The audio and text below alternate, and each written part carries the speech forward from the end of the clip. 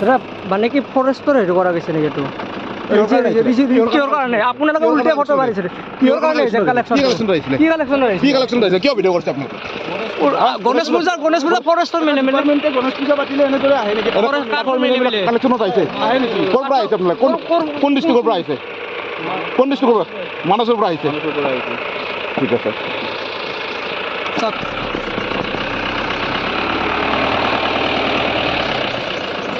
এই কিবা গণেশ পূজাৰ কাৰণে অলপ চান্দা লাগে চান্দা লাগিলে যিমান যিমান দেখা যাবলৈ কৰা নাই কিন্তু এনেই মোৰো পূজাৰ নামত 101 টকা দি দিছোঁ এইটো বাটখৰ আমাৰ বাক্সাৰে হ'ব মানস বুলি কৈছে তেওঁলোকে মানস হ'ব পাৰে কিমান টকা লৈ গ'ল আপোনাৰ পৰা 101 টকা 100 টকা ৰিচিপ্ট বহি আনিছিলে ৰিচিপ্ট আনিছিল কিন্তু ৰিচিপ্ট কটা নহ'লে নে আপোনাৰ কলাত পাই গ'ল হয় নেকি ডিপাৰ্টমেণ্টে এনেদৰে ঘৰে ঘৰে আহি এনেই বিশেষ হামলা কৰিব নোৱাৰে আচলতে কিন্তু তথাপিতো আপোনাৰ পূজা উপলক্ষে আৰু দিয়া যায় যেনে আজি পলকতাত এটা কইল বহাই আছোঁ গণেশ পূজা বুলি ময়ে আছোঁ তাতে যোগ্য সেইটোতো গ্ৰহণযোগ্য নহয় কাৰণ তেখেতসকলে দৰমহা পায় আৰু উল্লেখযোগ্যৰ কথা যে কাঠফলা মিলৰ পৰা লৈছে অঁ সেই মিলৰ পৰাই লৈছে মিলটো নাই আমাৰ কিবা মেটেৰিয়েল কিহৰ বাবে লৈছে আপোনাৰ পৰা তেনেহ'লে সিহঁতে আহি থাকে ৰাস্তা দি আহিলে আৰু বাটত পালি আৰু সেই পইচা লয় পইচাটো নলয় কিন্তু এই আজি চান্দা বুলি আহিল আগে পিছে লোৱা নাই আগে পিছে এনেকৈ দিয়া নাই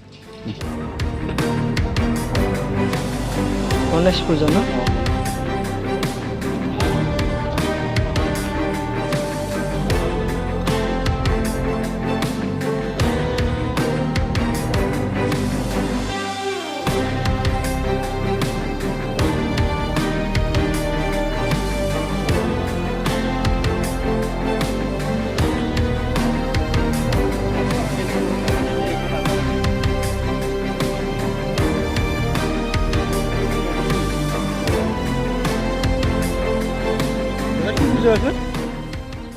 গণেশ পূজাত আপোনালোকে ৰিচিপ্ট বহি লৈ কাঠৰ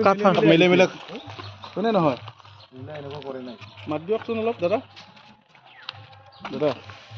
আপুনি এটা ডিপাৰ্টমেণ্টৰ মানুহ হয় গণেশ পূজাৰ মানস টাইগাৰ ৰিজাৰ্ভ কাঠৰ মিলে ৰিচিপ্ট লৈ আহিছে ৰিচিপ্ট লৈ সোমাইছে অঁ কাঠৰ মিলে কওকচোন দা কি ক'ব লেখক সাংবাদিকৰ কেমেৰা দেখি বাক্সাৰ ফৰেষ্ট বিভাগ নাম্বাৰ প্লেট